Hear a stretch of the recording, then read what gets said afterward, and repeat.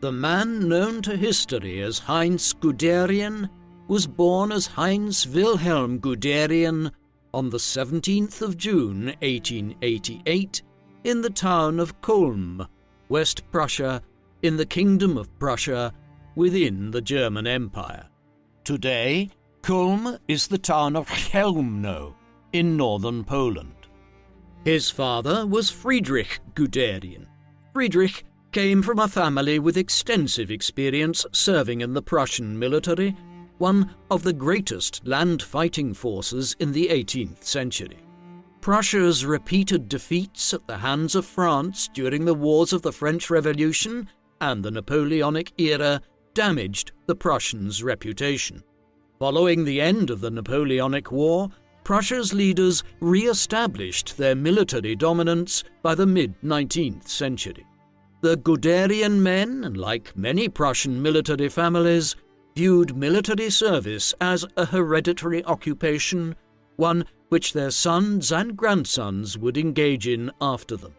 Friedrich followed in his father's footsteps by becoming a Prussian military officer, rising to become a lieutenant in the 9th Jaeger Battalion, despite having joined the cadet school in 1872 and missed most of the major wars fought by Prussia between 1863 and 1871 against Denmark, Austria and France, which resulted in the emergence of the German Empire under the heavy influence of the Kingdom of Prussia.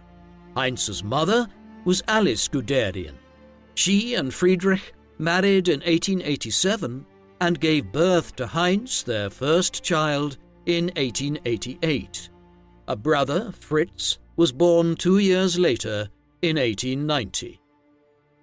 Heinz's youth was dictated by his father's military career. In 1891, when both he and Fritz were still infants, the young family moved to Colmar in the province of Alsace on the opposite end of the German Empire, one of the two provinces which Prussia had wrested from France during the Franco-Prussian War of 1870 to 1871. It, along with the other province seized, Lorraine, were heavily militarized in the late 19th and early 20th centuries. This was done out of fear France would one day initiate a war of revenge. Friedrich Guderian and his family were just one of many military families that ended up here as a result, and in 1900, after 9 years in Alsace, the Guderians undertook the short move to St. Avold in Lorraine, not far from the regional capital Metz. Heinz did not spend long there. Although he was barely a teenager by modern standards, in 1901 he left home to follow in his father and grandfather's footsteps and become a military officer, joining the Karlsruher Cadet School in the province of Baden in southern Germany. Fritz joined him there 2 years later, the pair becoming versed in history, mathematics, and several foreign languages, including French and English, before Heinz was transferred at 16 years of age to the Principal Cadet School in Berlin in 1904. Guderian spent the next 3 years in Berlin. He was clearly an accomplished student with an especially good memory and an aptitude for military history. The reports on him noted his promise, and when he completed his time at the cadet school, he was transferred to Metz in Lorraine, where he was commissioned under his father's battalion. He was also promoted to the rank of lieutenant in January 1908. His diary from these years indicates that while he was a young officer with much potential, he was somewhat socially aloof, with entries from his journal hinting at conflicts with fellow officers. Interestingly, after he had been in Metz for a year, and a cohort of new officers arrived from Berlin in the summer of 1908, he got along better with them. It was to be a lifelong tendency of Guderian's, in which he would find it difficult to find common ground with fellow commanders of an equal rank, but was well admired by more junior officers. The years prior to the First World War were also notable for Guderian's growing associations with a number of individuals who would become prominent figures in the German Wehrmacht in the 1930s, including Erich von Manstein and Guderian Keitel, brother of Wilhelm Keitel, the future head of the Wehrmacht during the Second World War. In October 1909, Guderian's unit was transferred to the Harz Mountains in the Saxony region of northern Germany. Shortly after his arrival, he met and began a relationship with Margarete Görner, or Gretel, as Heinz called her. Her father, Ernest, was not fond of Guderian, and when he proposed to her in December 1911, her father objected on the basis that she was just 18. This was hardly a young age to be married at in the early 20th century, and Heinz had only himself turned 23 a short time earlier. Reluctantly, they agreed to postpone marriage, although they did announce their engagement in February 1912. They finally married in October 1913. Their first son, a boy named Heinz after his father, followed soon after in August 1914, while a second son, named Kurt, came in 1918. Margarete had a tremendous influence in Guderian's career over the next several decades, encouraging his ambitions and putting up with his long absences, one of which occurred during their courtship when he had headed to Berlin for further training as a radio communications officer. Guderian's early years in the German military were during a time of growing tensions between Germany and many of the other European powers. For instance, in the spring of 1911, tensions had ratcheted up between Germany and France over both countries' efforts to gain influence in Morocco. The Agadir crisis, so named after the flashpoint being the port of Agadir in Morocco, lasted for half a year before a compromise was worked out whereby French influence over Morocco was agreed to and German Cameroon was expanded with a grant of French territory in the Congo. This was just one of several near misses when it came to the possible development of a European war. Somewhat surprisingly to many Europeans, the next European war began not out of colonial rivalries, but instead because of a Balkan conflict between Austria and Russia in the summer of 1914. By early August, the conflict had exploded as each of the major powers declared war on each other. Germany, allied with Austria, found itself at war with Britain, France, and Russia. Much of the most intense fighting over the next 4 years would be on the trenches of the Western Front in northeastern France. When the war broke out, Guderian was in the midst of his apprenticeship as a communications officer, but he soon began serving as a first lieutenant in France, where his reputation as a promising military commander was cemented. In the spring of 1915, Guderian was assigned as a signals or communications officer in the 4th Army, which had formed the core of the German force which invaded Belgium in August 1914, alongside the 5th Army. It remained in Belgium throughout the war. Guderian was assigned to the 4th during the Second Battle of Ypres in the summer of 1915. He subsequently was sent to France as part of the Battle of Verdun in 1916, the longest engagement of the entire war on the Western Front. It was while Guderian and others were fighting at Verdun that the first tanks were employed in the history of warfare at the Battle of Flers-Courcelette in mid-September 1916, an engagement of the wider First Battle of the Somme. The first models were devised by the British and were designed to try and break the deadlock of trench warfare that had come about as a result of the widespread use of machine guns on the Western Front. The first tanks were developed as giant moving metal boxes that would protect soldiers from enemy machine gun fire as they traversed no man's land between the trenches. The French would become the primary producers and users of tanks down to the end of the war.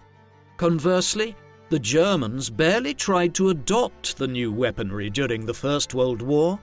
They would only do so in later years, becoming the preeminent masters of tank warfare in the 1930s.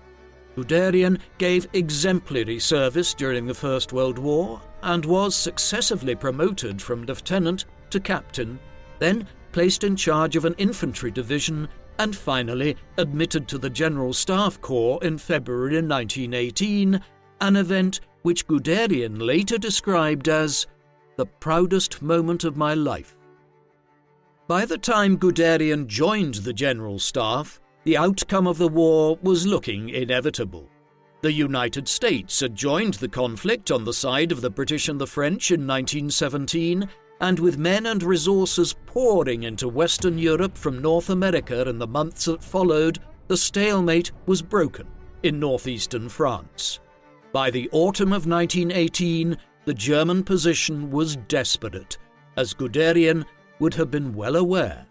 He and the rest of the General Staff were particularly shaken by the Battle of Amiens on the 8th of August 1918, wherein the French and British deployed hundreds of tanks and had a devastating impact in the engagement. The Germans suffered a major defeat, but Guderian learned an early lesson about the benefits of tank warfare from it, as he related years later in his writings promoting the large-scale adoption of tank divisions in the German army. After Amiens, the German lines were in danger of collapsing entirely. But in the end, it was a revolution and collapse of the imperial government back in Germany in early November 1918 which brought about an armistice and an end to the war, rather than the taking of the conflict into Germany. Under the terms of the Treaty of Versailles, Germany not only lost extensive territory in the east to re-establish Poland as a sovereign nation, but it was forced to demilitarize extensively, with the German Imperial Army replaced by a Reichswehr, which was capped at 100,000 troops. As a result, the vast majority of German soldiers were decommissioned in 1919 and 1920, as were a very large proportion of Germany's military officers. Guderian's wartime record served him well, and he was one of the 4,000 men selected to remain as officers in the new Reichswehr. The years that followed were chaotic ones for Guderian and more so for Germany. The end of the war did not bring peace to Europe, which spent the next 5 years dealing with revolutions, wars of independence, civil wars, and the wreckage of the Spanish flu pandemic. Germany was one of the worst affected, with 1919 being characterized to a large extent by civil war in the country, particularly so in cities like Berlin and Munich, as communist groups tried to follow the example of the Russian Revolution to establish a radical socialist state. Owing to the unrest, Guderian was not free to return to his young family once the war ended. Instead, he ended up being assigned to the Eastern Frontier Force under General Heinz von Seeckt, which was charged from early 1919 onwards with defending Germany's eastern border by ensuring that the Russian Civil War and the wars of independence attendant on it in Poland and the Baltic States region did not spill over into Germany. There, he was involved in military action as far northeast as the city of Riga, but he and his colleagues were devastated to learn in the course of this campaign that they were fighting for nothing, as it had been decided at the peace talks in France that this region would be stripped from the German state as part of the Treaty of Versailles. Guderian's nationalistic politics were only encouraged by these events, and the sense of injustice which he and many other former military men felt in 1919. As the initial chaos of 1919 gave way to the early 1920s, Guderian's new military position became clearer within the general staff of the Reichswehr. In 1922, he was assigned the task of investigating the concept of motorization within the German army. Under the terms of Versailles, the Reichswehr had not only been limited to 100,000 men, but had also been banned from developing either an air force or having tank divisions. But the government of Weimar Germany in the interwar period constantly tried to stretch these restrictions, and Guderian was one of several officers charged with ensuring that when the time came to try to introduce a tank division into the Reichswehr, they would have the technical know-how to do so efficiently. In this, he worked closely with Ernst Volkheim, one of the few German commanders who had been involved in developing strategies for the use of tanks during the war. He also read whatever he could find in terms of technical manuals from abroad, notably from Britain, where rapid innovations in tank design were being made in the 1920s, and the development of tank strategy was being furthered under the aegis of the experimental mechanized force. In 1924, Guderian's talents in military history and strategy were recognized in his appointment to the military training school at Stettin, which was in German Prussia at the time, but which is just over the German-Polish border today. There, he was primarily a military historian, but he had many other roles. For instance, there were years in which he was writing extensively, producing reports on military strategy, and also subtly introducing his political views into his discussions, arguing that a failure to adopt tank warfare during the First World War had contributed significantly to Germany's defeat. This was an oversimplification, but it does indicate his growing belief in the necessity of the extensive use of motorized divisions in modern warfare, and the Reichswehr was preparing for this in line with his reports. While the government was prohibited from creating divisions at home in Germany in the second half of the 1920s, it began developing a small number of tanks and testing them in Sweden and in a base near the Ural Mountains in the Soviet Union, thus circumventing the terms of the Treaty of Versailles.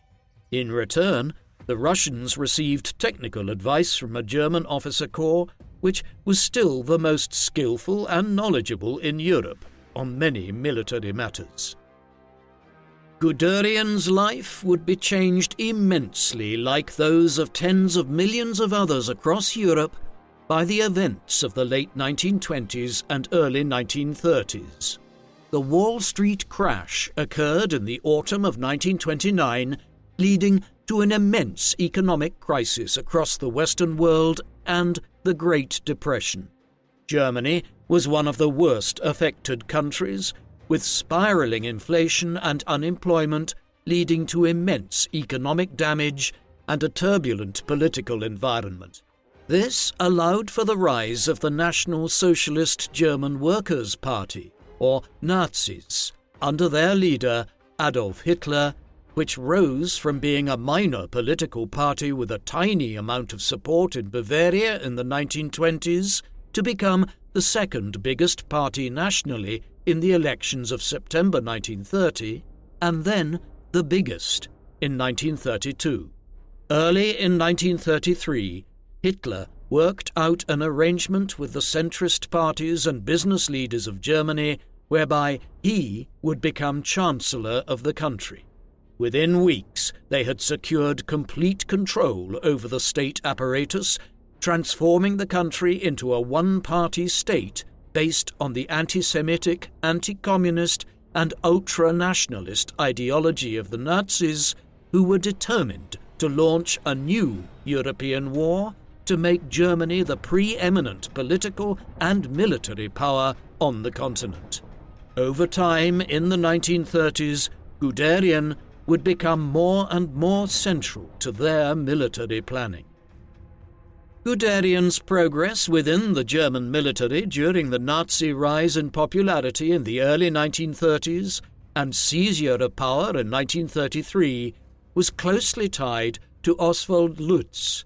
Lutz had risen within the Bavarian divisions of the German Imperial Army in the 1890s and 1900s, before specializing as well in the motorized divisions in the 1920s.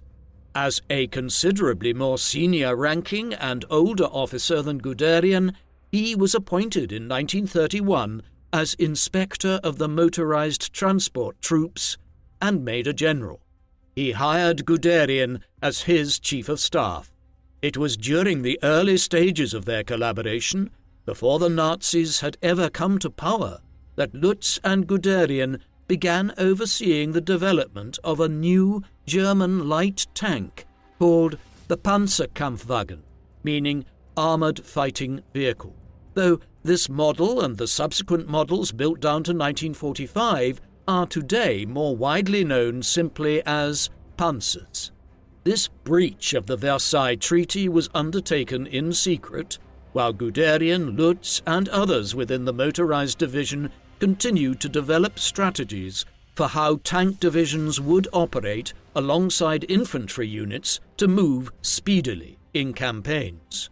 Something of a misnomer, though, is the idea that Guderian or anyone else was working on the idea of Blitzkrieg, or lightning war, during these years.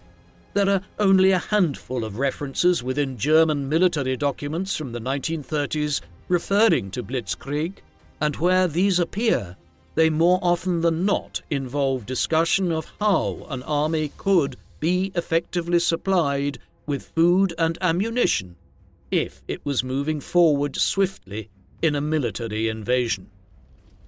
Guderian and Lutz's early work in establishing production of the first Panzers in 1932 was given a notable boost from 1935 onwards as the Nazis intensified the program of German rearmament, which in reality had been underway in a clandestine manner since the late 1920s.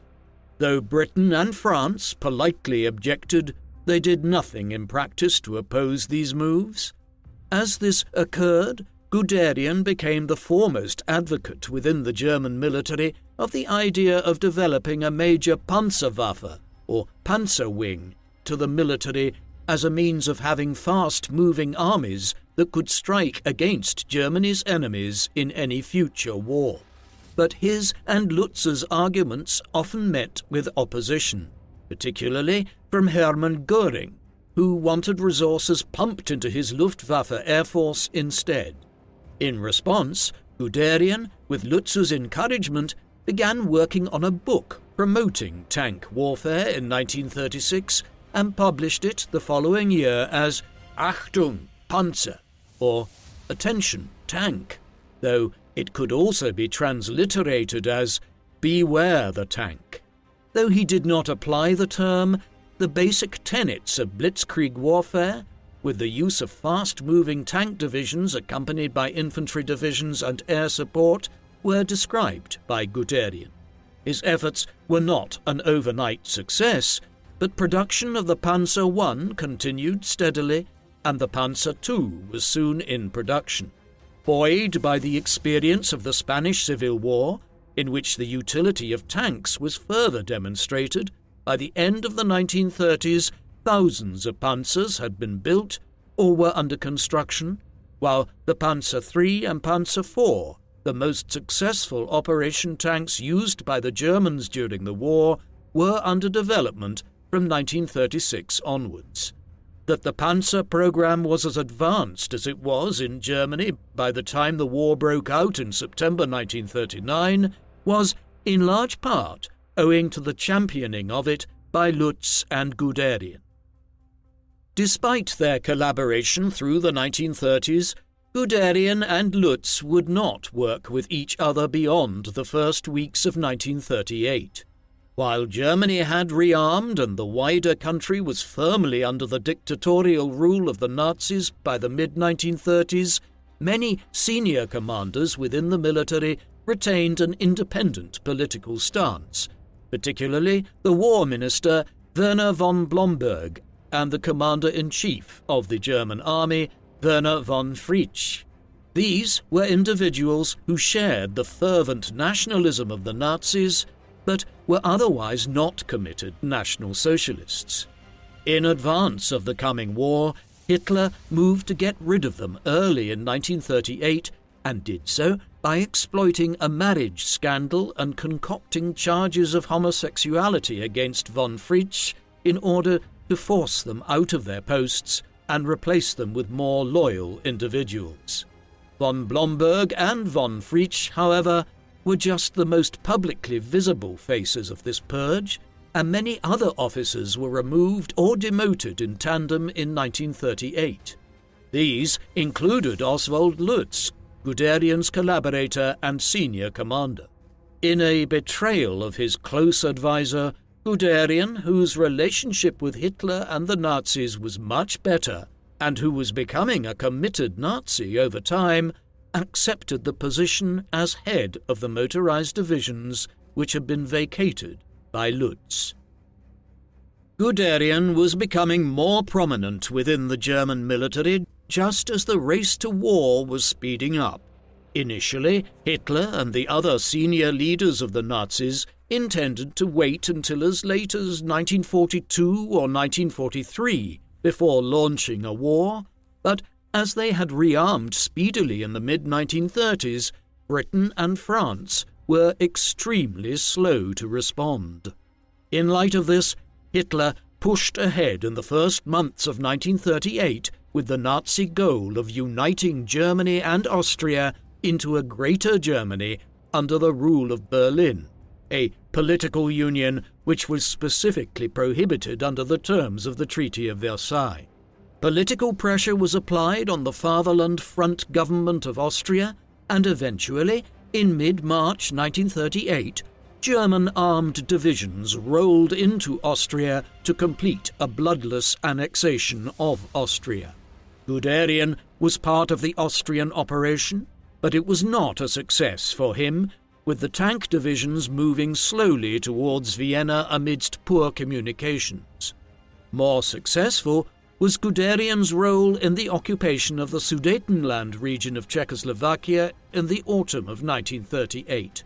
By then, Britain and France's willingness to appease Germany had been stretched to breaking point, but it somehow lasted beyond the full annexation of Czechoslovakia in March 1939. It was only when the Nazis invaded Poland on the 1st of September 1939 that Britain and France finally declared war. The Second World War had now begun. Guderian and his Panzers were involved in the war from the very beginning. He personally led the 19th Panzer Corps over the border, proceeding with speed over the Polish corridor, which was relatively well defended, and passing by his birthplace at Kulm on his way towards Warsaw. The Polish capital had been surrounded by mid-September. A 2-week siege followed before German troops entered the city on the 1st of October. Guderian's divisions had operated well during this push. One of the benefits he was able to bring to the campaign was his effective use of radio communications, even as his corps moved speedily eastwards, combining his earlier experience as a communications officer with his more recent role as a tank commander. As the campaign neared its end, he received a message from Hitler inquiring if his reaching of all of his targets on time or ahead of schedule had been a result of the Polish troops in front of his divisions having been weakened by the bombing raids conducted by Göring's Luftwaffe. Guderian responded succinctly, "No, by our panzers." Hitler was impressed, and it was not just him, as many within the Nazi government and the military high command were now convinced of the efficacy of swift-moving tank divisions as a forward unit in invasion campaigns. The invasion of Poland was also significant in terms of Guderian's growing knowledge of the crimes of the Nazi regime. When the invasion commenced, the Nazis had already drawn up lists of tens of thousands of Poles who were political, cultural, and religious leaders of various kinds, with the goal of either murdering them, or detaining them during and after the invasion. The goal of Operation Tannenberg, as it was termed after a major battle which the German Empire had won against Russia in Poland in the first weeks of the First World War, was to rob Poland of its political and moral leadership, a form of genocide in and of itself, according to many definitions of genocide. Between September 1939 and January 1940, a minimum of 20,000 people were killed, tens of thousands more were arrested, and the numbers may have been significantly higher. Thereafter, the corralling of the country's massive Jewish population into ghettos in Warsaw, Krakow, and other towns and cities, and the systemic starving of them began. Guderian had left Poland and returned to Germany before much of this was initiated, so he didn't witness much of it personally at this early stage in the war, but he was aware that it was occurring on report by his son and namesake, Heinz Jr., who had joined the military like his father, grandfather, and great-grandfather, and was also involved in the invasion and subsequent occupation of Poland. Consequently, Guderian was aware of the atrocities of the regime from early on in the war. The significance of this will become clearer later, as Guderian became one of the major proponents of the myth of the clean Wehrmacht, which following the war saw leading German military commanders claim that they were unaware of the extent of the war crimes being perpetrated by the Nazis. Guderian was awarded the Knight's Cross of the Iron Cross, the highest military honor within the German Wehrmacht, for his role in the invasion of Poland. He was also promoted to a position of consultancy on the plans for the invasion of France, which were being worked out in late 1939 and into 1940. His involvement was encouraged by Erich von Manstein, who had known Guderian for more than a quarter of a century, since when they were beginning their military careers. The plan for the invasion of France was to bypass the extensive band of fortifications and defences which the French had erected along the Franco-German border, known as the Maginot Line, by repeating exactly what the Germans had done in 1914, invading Belgium. There was a debate, though, as to whether to proceed through the Ardennes forest, which is largely located in Luxembourg and Belgium, or further to the north, exclusively through Belgium. The former plan was eventually decided on when Guderian stated that he could bring his motorized divisions speedily through the hilly forests of the Ardennes region and then carry on towards the coast of the English Channel. Guderian's 19th Army Corps would consequently largely lead the invasion of the Low Countries and France. The invasion of the Low Countries and France commenced on the 10th of May 1940, after months of the Allies waiting for the German campaign to begin. Guderian's 19th Corps moved quickly through the Ardennes and was involved with other divisions in the Battle of Sedan between the 12th and the 15th, the site where the Germans elected to mass their forces to cross the River Meuse. The plan to navigate the river here was largely Guderian's idea, and he won out over Colonel General Gerd von Rundstedt, who wished to cross the river elsewhere. After winning a major victory at Sedan and crossing the river, Guderian began a rapid pincer movement as he drove the 19th Corps towards the English Channel, with the goal of cutting the British Expeditionary Force off from the main French army further to the south. Guderian's forces led the race to the sea, and on the 21st of May he was able to report back that the British and some French divisions had been cut off. Such was the speed of the advance that when Hitler and the High Command received updates of the 19th Corps' location in mid-May, that they believed they were receiving inaccurate information, and that Guderian could not have advanced westwards as quickly as he had. This was not just the efficacy of tank warfare.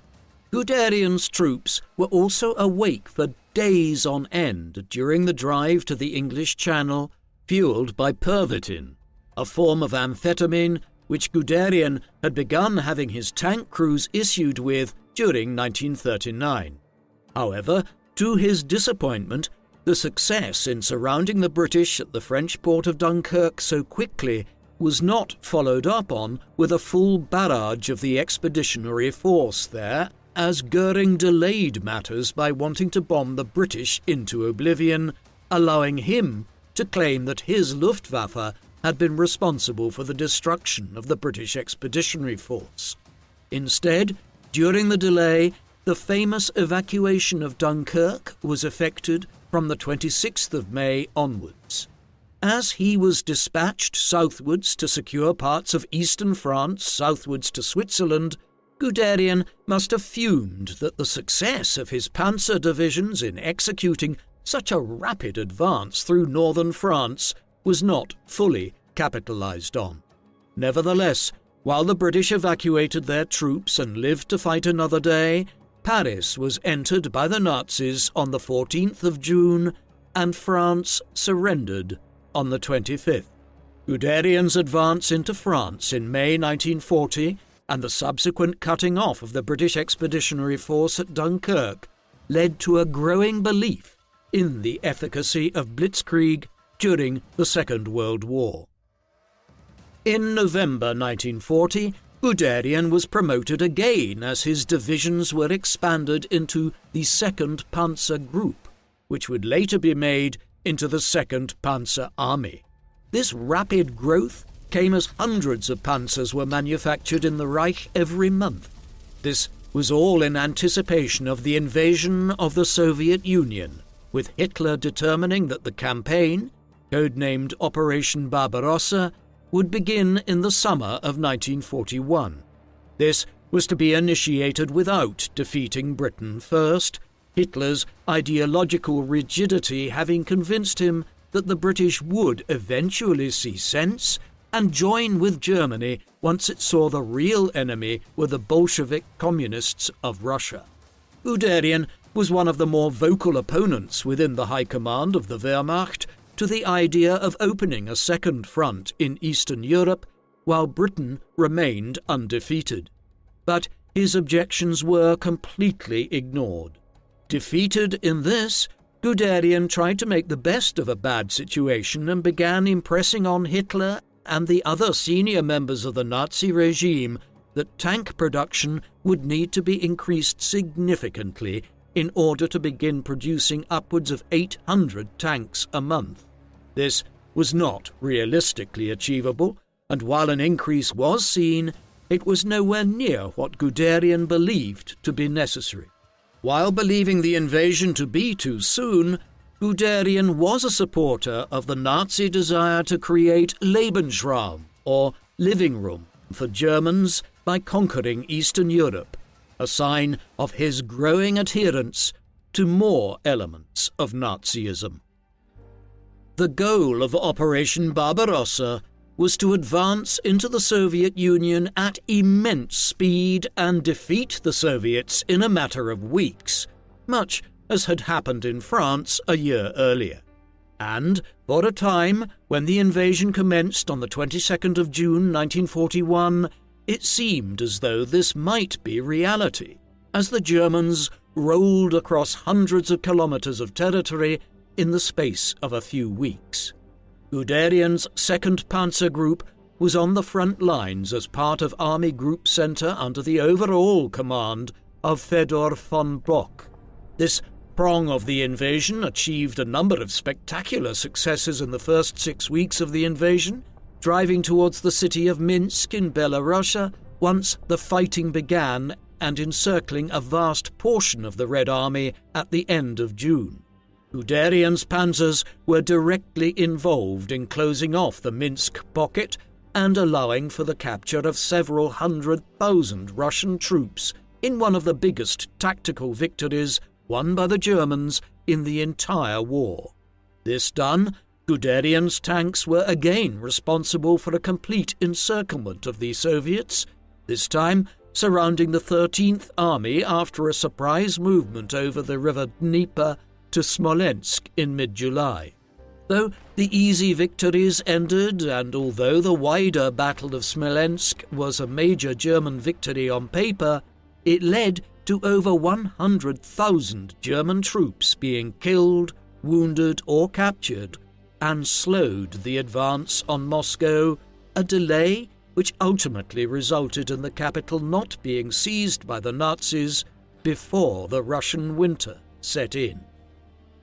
Guderian had already been dispatched to the southeast before the Battle of Smolensk ended in September 1941. He did so with the Knight's Cross with oak leaves, a new honour which Hitler had introduced in 1940. The goal of his diversion was to join the Battle of Kiev. Against the wishes of many of his generals, Hitler had insisted on prioritizing the capture of the Ukrainian capital above Moscow, believing there was ample time to take Kiev and then Moscow before the winter. Von Bock and Guderian both objected to this strategy, believing Moscow should be prioritized, but when they met with Hitler, Guderian's nerve failed him, and after Hitler presented the case for proceeding on to Moscow, Guderian largely backed down and placated Hitler, later stating that the decision had already been made, and as a Prussian officer, he was duty-bound to implement the directives of the government.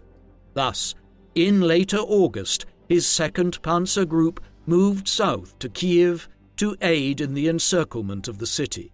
In the end, hundreds of thousands of Soviet troops were captured in the Ukrainian offensive, and the Soviets lost 600,000 men cumulatively. But again, the diversion had delayed the strike on Moscow as the winter loomed ever nearer. By the time Moscow became the priority again in late September and early October, the number of functional German tanks across the Eastern Front had nearly halved. Production was ramping up in Central Europe, but it still could not meet the rate of attrition on the front lines. Guderian's 2nd Panzer Group was badly affected, with only a quarter of the tanks he had led into eastern Poland and Belorussia in late June still being operational. Nevertheless, he was ordered to the Russian capital, where he was assured new units would be available. It was here that Guderian would fail to achieve major victories for the first time. His divisions did win a substantial victory at Bryansk, completing another massively damaging encirclement of the Soviet 3rd, 13th and 50th Armies, but the effort to follow this up by capturing the Tula region was a step too far. Here, Guderian's tanks became bogged down for the first time, and it took 3 weeks of intense fighting between Army Group Center and the Red Army before the outskirts of Tula were reached, dramatically slowing the overall progress towards Moscow. Consequently, it was early November before the Germans began closing on the capital, and by this time, the cracks in the invasion strategy were multiplying, with a drastic lack of supplies and number of fully operational tanks and motorized vehicles having plummeted.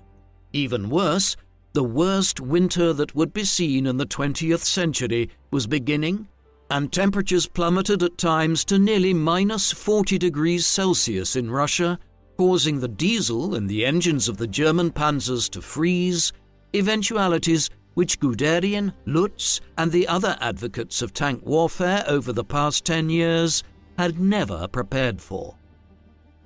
It was not just Guderian who was beginning to suffer his first setbacks. So was the wider Nazi state.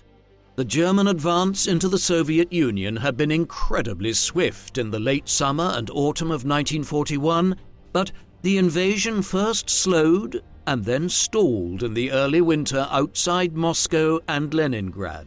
As the bitter Russian winter arrived, German soldiers, who were ill-prepared for the brutal weather, died in large numbers for the first time during the war.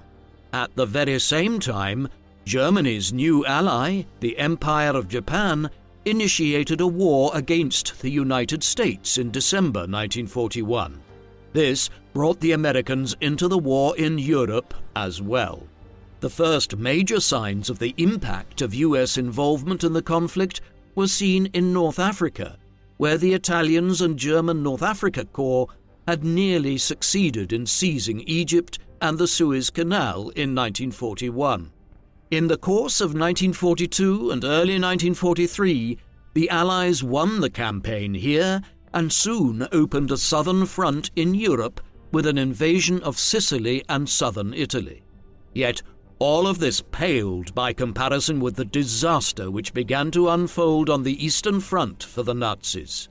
In the autumn of 1942, Hitler focused his energies on securing the city of Stalingrad in southwestern Russia, and from there the oil fields of the region beyond, as a means of depriving the Soviets of the fuel.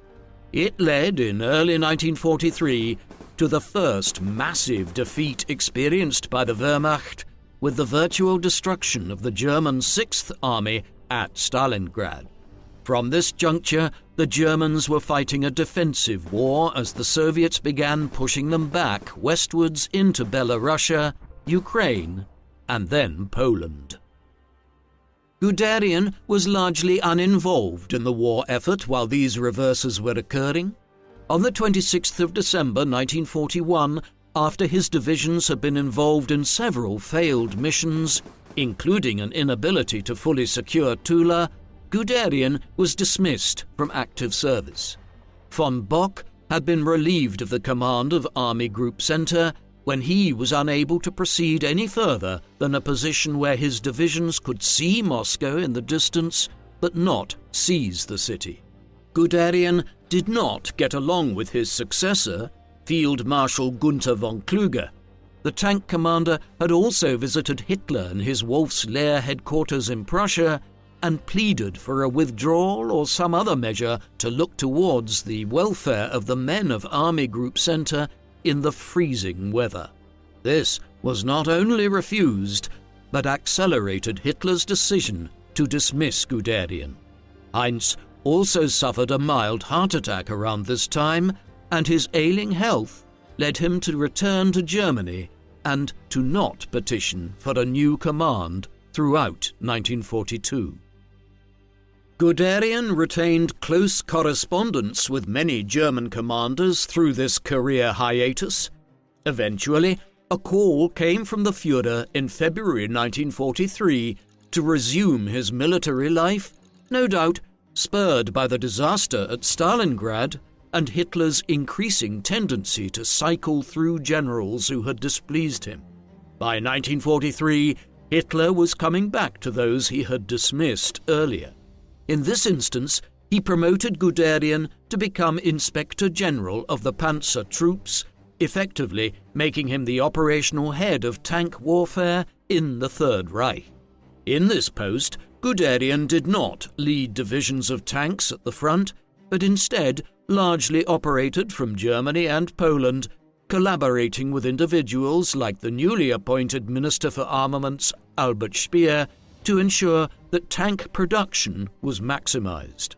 Much of this was achieved through the slave labor of Czechs, Poles, and Ukrainians in German factories, something Guderian was entirely aware of. It was also hampered by an ideological insistence by Hitler that tanks should be replaced by new tanks, whereas Guderian had informed Speer that many damaged tanks could be repaired effectively, much faster and with less expense. His range of responsibilities increased even beyond this over time. In the summer and autumn of 1944, for instance, as the Russians pushed the German armies towards Poland and then Germany, he drew up the Guderian Plan, a large scheme for the erection of defensive lines across Eastern Europe along the course of rivers like the Oder and Vistula, as well as through additional fortifying of cities like Danzig and Posen. As such, While most of Guderian's major successes on the battlefield were won in the first years of the war, he was never in a more senior position within the military than the 2-year period after his recall and promotion in the spring of 1943. Much of this was the result of the trust which Hitler placed in Guderian. The tank commander was almost unquestionably a committed Nazi by this time, swerving little from any established ideologies and doctrines. This would explain why, when an attempt was made to kill Hitler and several other senior Nazi ministers before overthrowing the government in July 1944, Guderian was appointed to chair the honor court which was set up to prosecute hundreds of military officers connected in any form with the leaders of the plot. Many were tortured and executions were carried out in a brutal fashion. Guderian later claimed that he had been reluctant to undertake the task and had only agreed to do so in the tense environment of late July 1944, when a refusal to carry out orders could just as easily have led to him being tortured and executed. Yet there is no evidence to suggest that he was reluctant in any way. Conversely, in the days that followed, he was heavily involved in a campaign for the total Nazification of the army by demanding that all officers serving anywhere in German territory were to join the Nazi Party and swear oaths of allegiance. The events of July 1944 came with a promotion. On the 21st of July, the day after the attempted assassination of Hitler, Guderian was appointed as the Chief of the General Army Staff, effectively placing him in charge of the administration and organization of the Wehrmacht. There were still more senior commanders than him, but Guderian now ran much of the day-to-day organization between different branches and departments and was in charge of staff on a general level within the command corps. This added to his responsibilities, which were largely focused on slowing the Russian advance. This had been made more difficult by the Battle of Kursk that raged for 7 weeks in Russia between early July and late August 1943. This was the largest tank battle in history, involving over 3,000 German tanks all told, but it resulted in the complete loss of hundreds of tanks and damage being inflicted on well over 1,000 more. When combined with the new fronts being opened in Italy and then in France with the D-Day landings, Guderian could not replace the resources which were being lost, and after the autumn of 1944, the Russian advance began to speed up as cracks in the German lines developed in Poland and Ukraine. Even as he was overseeing the honor court in Berlin, Guderian was also keeping an eye on the Russian advance on Warsaw, which neither he nor the other senior German commanders could do much to halt. Matters only became more difficult in the months that followed, as Hitler became determined to pull vital resources away from the Eastern Front to launch a counteroffensive in the West for what eventually became the Ardennes Offensive, or the Battle of the Bulge. The last months of the war were peculiar ones for Guderian, ones in which he would rapidly rise to become one of the closest confidants within the military of many of the most senior Nazi figures, but then just as quickly be dismissed. By the winter of 1944, he was viewed as a completely trustworthy figure, one who would follow orders to the bitter end, even as teenage boys and pensioners were being armed to defend their home country against the final Soviet push into Germany early in 1945. Tellingly, he was increasingly allied with Heinrich Himmler during this period, the individual who had built the SS into an ideological machine and was in charge of overseeing the concentration camp system across Europe. Such a close relationship makes it very difficult not to assume that Guderian was fully aware of what had happened in the death camps in Poland over the previous 3 years. But while he was aligning himself with Himmler, who was clandestinely trying to discover what terms German surrender might be considered by the Western Allies, Guderian was increasingly at odds with Hitler, a drug-addled figure in the final stages of the war, racked by ill health and delusional. In numerous meetings between the Führer and his senior commanders in the first months of 1945, as related by Albert Speer in his lengthy memoirs years later, Guderian clashed with Hitler, arguing against measures which he saw as being reckless or counterproductive. For several months, this was allowed. Yet, eventually, Hitler's patience wore thin when matters came to a head on the 27th of March 1945. At this meeting, Hitler asked everyone else except Keitel and Guderian to leave the room before informing Guderian that he needed to take 6 weeks of sick leave to recover from whatever was ailing him. He was effectively being relieved of his positions. It would not matter anyway. 5 weeks later, Hitler committed suicide in the same bunker where he had relieved Guderian of his duties. A week after Hitler's death, the war came to an end. Guderian surrendered to the Allies on the 10th of May, 1945. Like many other Germans, Guderian was detained for some time once the war came to an end, as the Allies attempted to resolve the enormously complex issues of who was going to be charged with crimes. Guderian was one of a great many senior and middling German military officers who would not be charged with the more serious crimes, such as fomenting the war or engaging in genocide and war crimes. Instead, figureheads were chosen to stand trial as part of the marquee trials being held before the International Tribunal at Nuremberg in the years following the war. In the case of the Wehrmacht, Wilhelm Keitel, brother of Guderian, who Guderian had known for nearly 40 years, was placed on trial and executed at Nuremberg as the head of the armed forces. Other senior generals were given life sentences or years in prison. Guderian avoided all this, despite efforts by the re-established Polish government to have him extradited to Poland and stand trial there for various crimes committed in Poland during the war. The Western Allies refused to punish or extradite Guderian, primarily because he was acting as an informant within the US CIA. At the time, there was admittedly little evidence to tie him to war crimes, though in the decades since it became apparent that he was aware of the regime's more sinister actions and that he was largely a committed Nazi. After undertaking denazification and being released in 1948, Guderian retired to southern Germany and resumed his writing.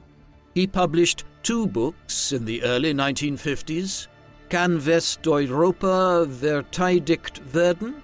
Or Can Western Europe be defended? Published in 1950. This book explored the position of West Germany as a bulwark against the Western expansion of the Soviet Union. It was deliberately written with the intention of creating the idea that former Nazis and German military commanders were now the natural allies of the US, Britain, and France against Russian communists. A great many politicians in these countries agreed with him, and in the early 1950s, several of Guderian's former colleagues within the General Staff of the Wehrmacht had their prison sentences drastically reduced and were returned to civil society to begin working for the armed forces of West Germany. More widely read was Guderian's memoir Panzer Lieder, published in Germany in 1950 and then in an English translation in 1952. In it, Guderian presented himself as the great innovator in tank warfare and the architect of Blitzkrieg, an interpretation which was accepted for years by historians, but which has been tempered in recent decades by an understanding that while Guderian played a significant role in advocating for a major motorized element to the German Wehrmacht, he was just one of several innovators in this regard, and the Panzer program owed as much to Oswald Lutz and even the British developments in tank warfare in the 1920s, which Guderian learned much from. Panzer Leader was a major success with the German public and abroad, and by 1977 it had gone through 10 editions. Guderian's books also contributed to the myth of the clean Wehrmacht. This was the interpretation of the war which was pushed by Guderian and others like von Manstein through memoirs and autobiographies in the 1950s. They argued that the German military commanders were not actually acting in unison with the Nazi regime. They tried to present themselves as honor-bound military officers in the old Prussian tradition who were not responsible for the worst crimes perpetrated by Hitler, his ministers, and the SS. They stated that the military elite were allegedly unaware of what was happening to the Jews and other groups. Some even tried to suggest that they were opposed to the regime, but continued to serve out of patriotic nationalism. For many years, the myth of the clean Wehrmacht was believed in many circles, but as historians have produced biographical studies of figures like Guderian, von Manstein, Keitel, and others over the past half-century, it has been possible to identify that they had clear and extensive knowledge of the Holocaust and other crimes, made no efforts to object to these policies, and in many instances were guilty of war crimes themselves on the Eastern Front. Guderian's final years were spent in the glow of the minor celebrity status which he had achieved through his writings, with publications as far afield as the Times in London discussing a prediction he had made that if the United States committed too many resources to fighting the Korean War or involving itself in trying to stop communism replacing French colonial rule in Indochina, it might leave Western Europe vulnerable to Soviet aggression. He also maintained a vibrant correspondence with many of his former colleagues from the General Staff of the Wehrmacht during the war. At the same time, his health was failing him as he entered his mid-60s. He died on the 14th of May 1954 at the age of 65 in his adopted homeland in Schwangau. With his own home place in Poland now under Soviet control, there was to be no burial there. Instead, he was laid to rest in his wife Margarethe's family plot in Goslar in Saxony. A year after his death, West Germany was admitted to the US-led North Atlantic Treaty Organization, and 6 months later a new West German army, the Bundeswehr, was created. It was the realization of the political and military rehabilitation that Guderian had campaigned for in his final years. His son and namesake, Heinz Gunther Guderian, served as a tank commander in this new force, and before his retirement in 1974, rose to the position of Inspector of Panzer Troops, the post his father had held decades earlier under the Nazis. Heinz Guderian was one of the most important of Germany's military commanders during the Second World War. There is no doubt of his importance in the development of the Panzer tank program and the centrality of fast-moving motorized divisions within the Wehrmacht during the 1930s. Furthermore, he was the commander who led the rapid race to the sea in May 1940 and cut the British Expeditionary Force off from the main French army. Had it not been for Hermann Göring's desire for the Luftwaffe to claim the victory over the British thereafter, the British force might well have been obliterated at Dunkirk in the week following Guderian's action.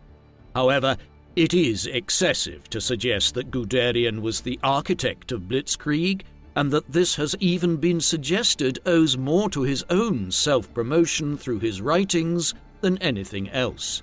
He certainly did contribute enormously to the development of Germany's tank program prior to the war, but others did as well, and the Germans were also drawing on technical work undertaken by the British in the 1920s.